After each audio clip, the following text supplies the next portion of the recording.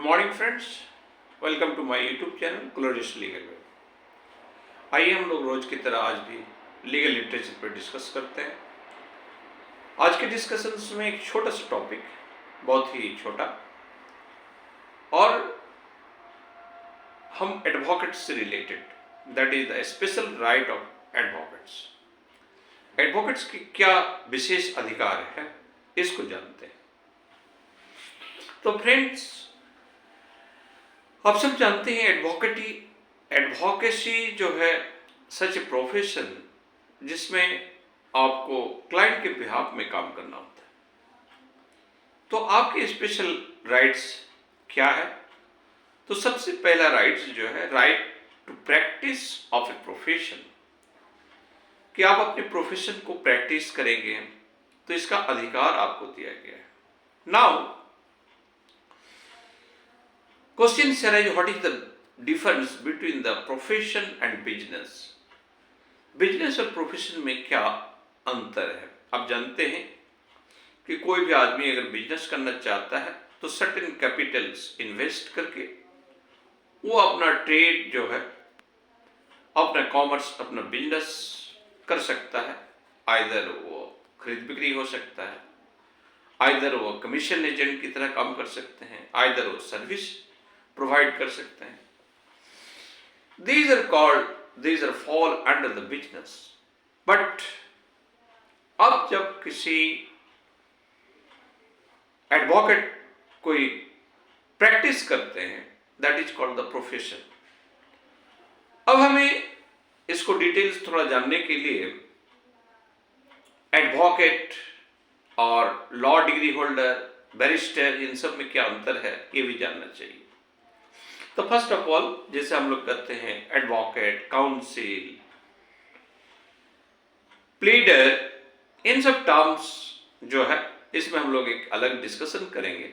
लेकिन आज जो प्रोफेशन से रिलेटेड प्रोफेशन, एडवोकेसी प्रोफेशन जो है, इसको जानने के लिए फॉर द एग्जाम्पल आपने एक लॉ की डिग्री प्राप्त की, तो क्या आप एडवोकेट बन गए? जी नहीं, आपके पास लॉ का डिग्री है, लेकिन लॉ की जैसी डिग्री प्राप्त हुआ, आपने पर्टिकुलर किसी स्टेट बार काउंसिल में जाके अपना रजिस्ट्रेशन कराया, दैट इज द एनरोलमेंट, और आपको एक एनरोलमेंट नंबर प्राप्त हुआ। फिर जो है अभी का जो प्रेजेंट सिचुएशन है, all bar council of India एक एग्जाम कंडक्ट कराते हैं।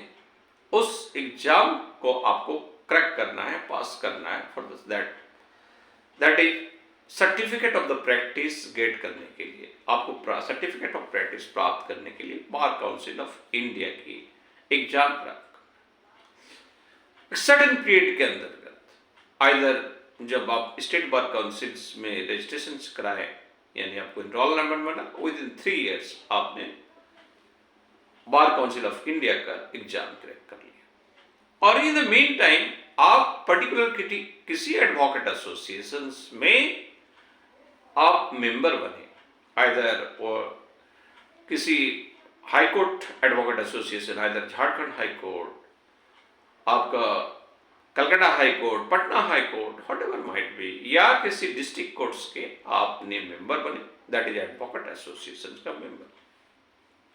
पहले का सिचुएशन था कि आप एक से अधिक एडवोकेट एसोसिएशंस का मेंबर बन सकते थे, लेकिन अभी शायद इसको जो है रोक दिया गया है, आप किसी एक ही एडवोकेट एसोसिएशंस का मेंबर बन सकते हैं। Whatever might B, whatever the situations, कहने का मतलब ये है कि अगर आपने एडवोकेट की डिग्री प्राप्त कर ली और फिर एडवोकेट स्टेट बार काउंसिल में आपका रजिस्ट्रेशन हो गया, एनरोलमेंट नंबर प्राप्त हो गया, आप बार काउंसिल ऑफ इंडिया के एग्जाम क्रैक कर लिए और एडवोकेट एसोसिएशंस के मेंबर बन गए, तो नाउ यू बिकम्स एडवोकेट। अब अपना प्रोफेशन अपने क्लाइंट्स के बिहाफ में आप कोर्ट में इंटर कर सकते हैं।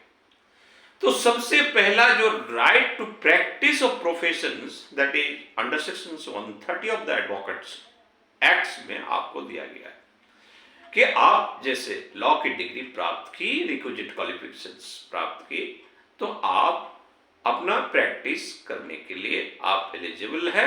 ये फॉर्मेलिटीज पूरा करते हुए आप अपना प्रोफेशन में प्रैक्टिस कर सकते हैं। दूसरा राइट जो है, right to enter in any court, किसी भी कोर्ट में आपको इंटर करने का अधिकार है।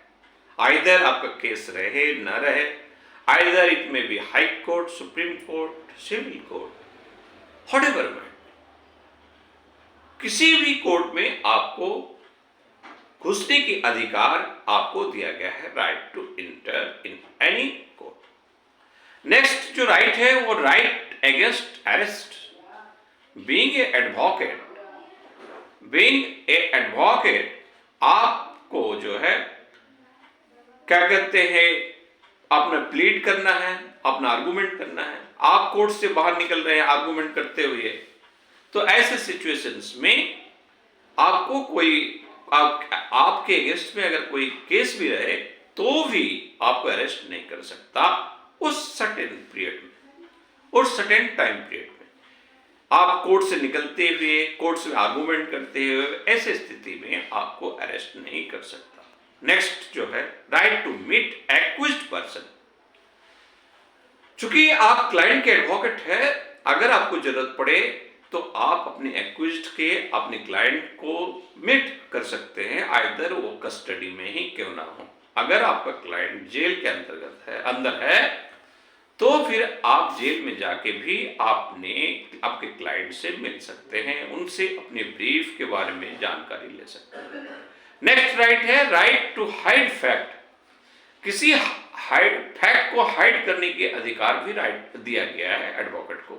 ये आपको एक्सक्लूसिव राइट है under section 129 of evidence act. कि मान लिया जाए कि कोई केस में आपको इन्वेस्टिगेशन कर रहा है और आप उस केस के एडवोकेट है, अब पुलिस आके कहेगा कि आप इस इन्वेस्टिगेशन में सहयोग करें और ये चीज बताइए, तो नहीं, आप उसको नहीं बताएंगे क्योंकि इसको आपका अधिकार है, एक्सक्लूसिव राइट है राइट टू हाइड फैक्ट।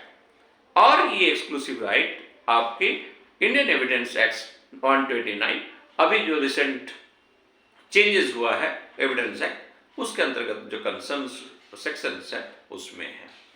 तो फ्रेंड्स, होप सो कि आज के वीडियो में आपको स्पेशल राइट ऑफ एडवोकेट्स के बारे में काफ़ी अच्छी जानकारी मिला। अगर आपको वीडियो पसंद है तो इसको लाइक करें, शेयर करें और हमारे यूट्यूब चैनल को सब्सक्राइब करें। Have a nice day. फिर मिलते हैं अगला वीडियो। जय हिंद।